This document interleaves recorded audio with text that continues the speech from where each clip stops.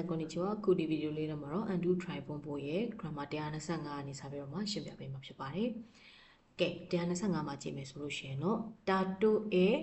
tem ပေါ့နော်။ verb tem ပေါ့။ dato e verb tem ဆိုတာကဘာအဓိပ္ပာယ်လဲဆိုလို့ရှိရင်အကယ်၍ကွက်လက်တယ်ဆိုရင်ကွက်လက်မယ်ဆိုရင်ဆိုတဲ့အဓိပ္ပာယ်မျိုးပေါ့နော်။သူကတော့မြန်မာလိုဆိုရင်တော့အကယ်၍ကွက်လက်မယ်ဆိုရင်ဆိုတဲ့အဓိပ္ပာယ်ရပါတယ်သူ့ရဲ့မူရင်းအဓိပ္ပာယ်ကတော့ဘာဖြစ်ဖြစ်ရင်ဆိုင်မယ်ဘာဖြစ်ဖြစ်ရတယ်အဆင်ပြေတယ်လို့ပြောချင်တဲ့အခါမျိုးမှာသုံးတာပေါ့နော်those ခါကိုကြည့်ကြည့်မယ်ဆိုရင်တာတိုရဲ့ verb တက်မှုကမရှိ verb တက်မှုတို့ယူအမိတဲ့အကယ်၍များကွက်လက်ရင်ဆိုတဲ့အဓိပ္ပာယ်နဲ့သုံးနှစ်ပါးရည်တဲ့မို့ဘလို့အခြေအနေမျိုးမှာပဲဖြစ်ဖြစ်ဆိုတဲ့အားမျိုးကိုတဲ့သူ့ရုပ်ကိုရေးတိုက်တော့ kinis ကပေါ့နော်သူ့ရုပ်ကိုပြောချင်တဲ့အခါမှာသုံးတာဖြစ်ပါတယ်တဲ့သူကအဲ့တော့ tet form အားလုံးနဲ့သုံးလို့ရတယ်verb နဲ့ကတော့အသုံးများတယ်ပေါ့နော် e adjective နဲ့ဆိုရင်လည်းခုတဲတို့ non adjective နဲ့ noun ဆိုလို့ရှိရင်လည်း demo လို့နဲ့သုံးလို့ရပါတယ် Raven ကိုကြည့်ကြည့်မယ်子供がいるのでကလေးရှိတဲ့အတွက်ကြောင့်မလို့たとえ給料が高くてもအကယ်၍လစာမြင့်နေလည်းပဲ土日に休めない仕事はしたくないစနေတနင်္ဂနွေနားလို့မရတဲ့အလုပ်မျိုးတော့မလုပ်ချင်ဘူးနံပါတ်2たとえ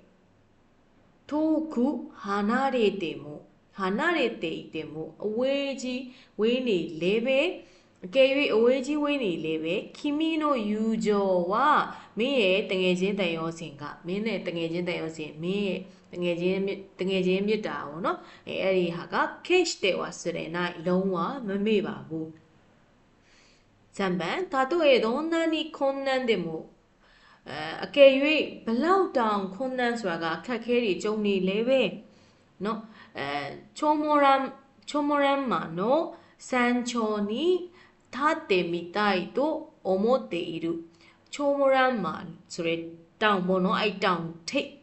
ပ်မှာရက်ကြည့်ချင်တယ်လို့တော့တွေးနေတယ်ဘလောက်ပဲခက်ခဲပင်ပန်းနေပါပါစေအဲ့ဒီတောင်ထိပ်မှာတော့ရက်ကြည့်ချင်တယ်လို့တွေးနေတယ်ဆိုတဲ့အဓိပ္ပာယ်ဖြစ်ပါတယ်